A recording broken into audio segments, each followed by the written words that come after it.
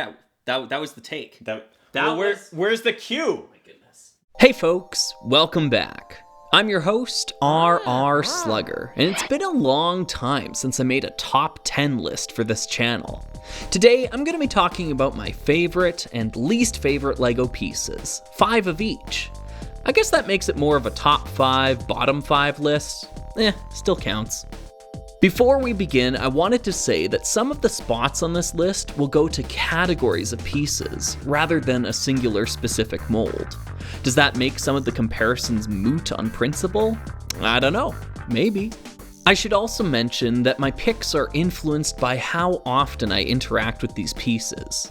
There might be better or worse bricks out there that I just don't build with frequently. Who knows? Maybe this list will change over time. Without further delay though, here are my favorite and least favorite LEGO pieces. Starting at the bottom 5 spot, we have part 77808. Whew, coming out swinging, eh, Slugger? Yeah, I really tried to like this one, but I'm just not feeling it. Released in 2022, this piece is a part of LEGO's attempt to phase out the Technic pin connections of yesteryear and replace them with the modern clip system. There are some advantages to this approach. Notice how the clip side of the connection point is only 1 plate tall? That certainly does allow this system to fit within a slightly smaller footprint. However, it seems to come at the expense of cohesion. I've bought a few sets that use this system, and in the majority of scenarios, I find the connection lacks the snappiness you want to get from LEGO. Instead, the parts just kind of mush together. It sounds bad, it feels bad, and it doesn't seem to really solve any problems. The gift with purchase Blacktron Cruiser utilizes them, but I ended up swapping them out with Technic pins later on. I cannot recommend this modification enough. If you have any doubts about what I've been saying so far, try this alteration and feel the difference. For me, it took what was a fairly flimsy model and improved the structural integrity to a noticeable degree. I hope the LEGO group doesn't lean too heavily on replacing Technic pins with 77808s because I think that would be a mistake. It has its use cases, but this piece is kind of a dud in my eyes. Moving to the top 5 spot, we have another modern LEGO piece, part 71752. I've talked about this brick before on the channel, but its 2x2 by 2/3 dimensions are really interesting. More than that though, I find its textured surface, a homage to part 2877, to be a welcomed sight. That being said, it doesn't replace this classic piece. Given their very different dimensions, they serve as counterparts to each other rather than adversaries. I'm a sucker for any modern molds that fit well into older style LEGO builds, and this is certainly one of them. Feeling right at home within Rock Raiders or M-Tron, I think you could sneak this part into those themes and no one would be the wiser. Admittedly, this part makes it onto the list largely for looks alone. I haven't even mentioned the Technic axle hole running through the middle of it, just in case it needed more functionality. In my opinion, this is a quality part that can exist just as easily within LEGO themes new and old. In the bottom 4 spot, we have a real doozy. Part 3680, the 2x2 turntable. Just in case you were worried that Slugger was only going to pick on modern pieces in this video, rest assured that there are plenty of classic parts I dislike too. In fact, it's largely the ubiquitous nature of this element that secures it a place on this list. Originally hailing from 1977 and remaining basically unchanged for nearly 5 decades at this point, the 2x2 turntable has been featured in almost 1,000 LEGO sets. For its size, it's hard to come by anything else that can do what this part does. However, that comes at a cost. In this case, it's the cost of feeling so dang cheap.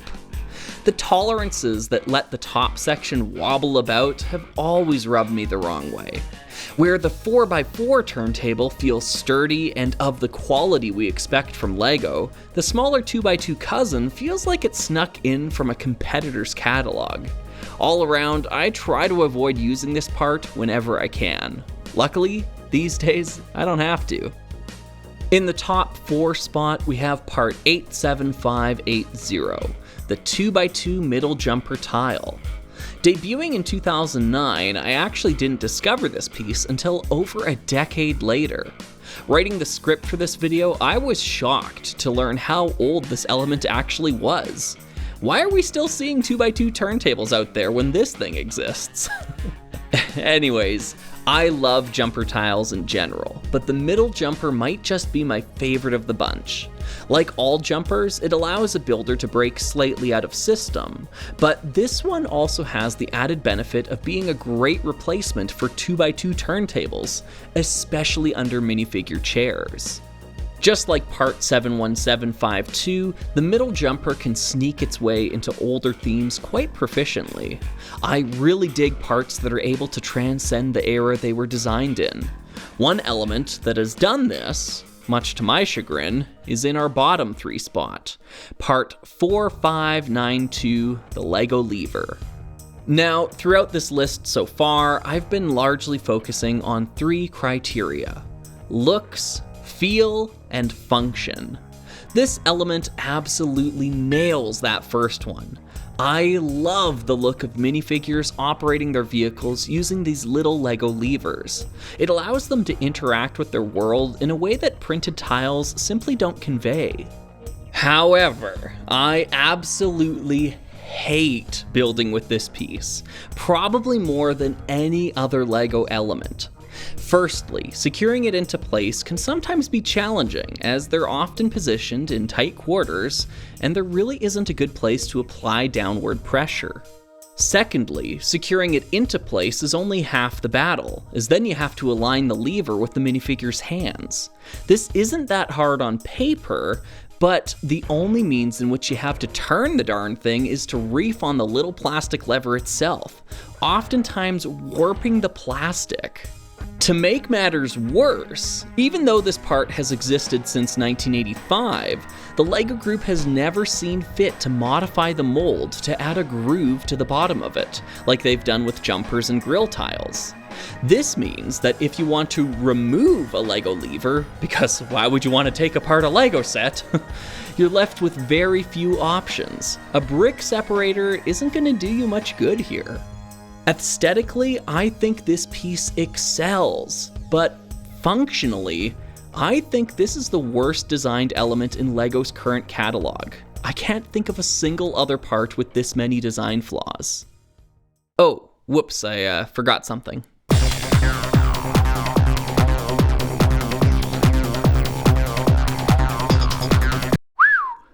As we progress through this list, the disparity of quality is only going to increase. In the top 3 spot, we have probably the most broad category I'm going to talk about all day: wedge plates and angular tiles. I'm lumping them all together because they largely serve the same purpose. They add angularity to a build along the x-axis.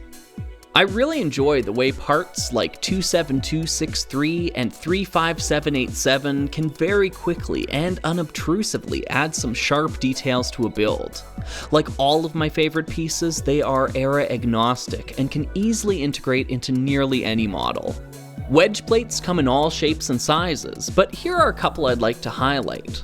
Firstly, 2419. It's a classic that hails from 1987 and is just big enough to be meaningful to the construction of a model, but small enough that it doesn't overpower a build. Some wedge plates stray too far in either direction, but 2419 hits that sweet spot in the middle. Another wedge plate worth mentioning is 51739. Even though this piece comes from 2005, it still blends rather seamlessly into older style builds because it retains the angular sensibilities of yesteryear. Indeed, wedge plates are a sort of modern solace for me, because even though the world of LEGO is getting curvier and smoother, wedge plates will always be angular by definition. And speaking of getting curvier and smoother, let's get to the bottom 2 spot: plague parts. Now, I'd imagine the majority of folks watching are already familiar with my video on these pieces, and if you are, you might have expected this to be at the number 1 spot at the bottom of the barrel. Truth be told, while I don't like the aesthetic change these pieces ushered in for LEGO, I can't say I hate building with them.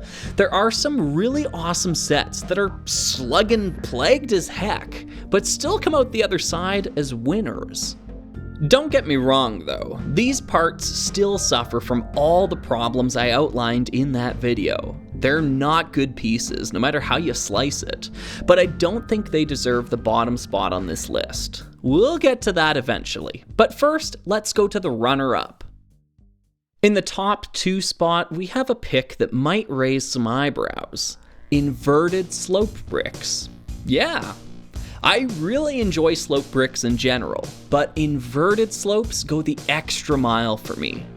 Obviously, I've already made it clear that I'm a huge fan of the angular look of LEGO sets, and both slope bricks and inverted slope bricks help make this aesthetic happen. However, slope bricks do demand a fair bit of visual and physical real estate sometimes. They remove the number of usable studs, whereas inverted slopes do the opposite. Not only that, inverted slopes are a little less intrusive and demanding of your attention.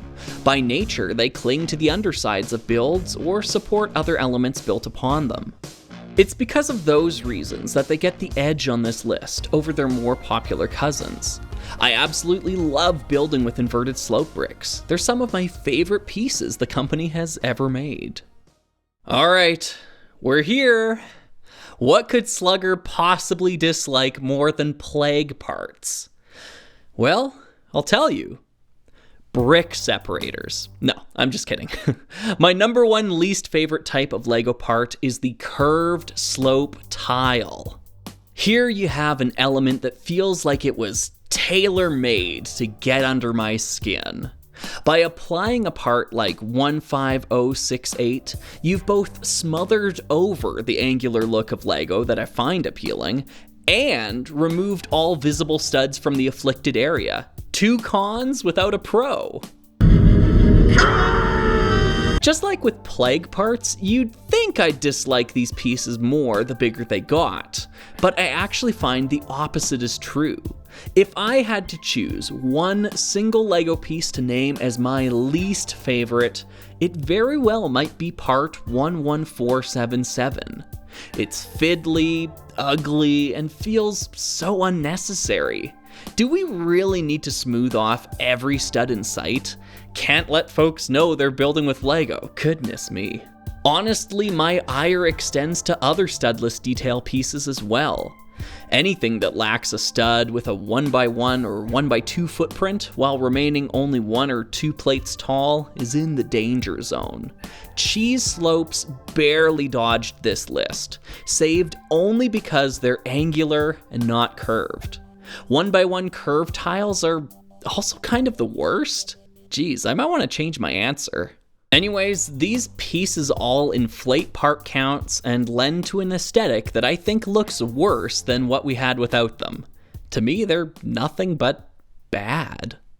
Well, with that, let's move on to the number 1 spot. My all-time favorite LEGO piece, part 30303. Surprise, surprise, it's a Rock Raiders piece.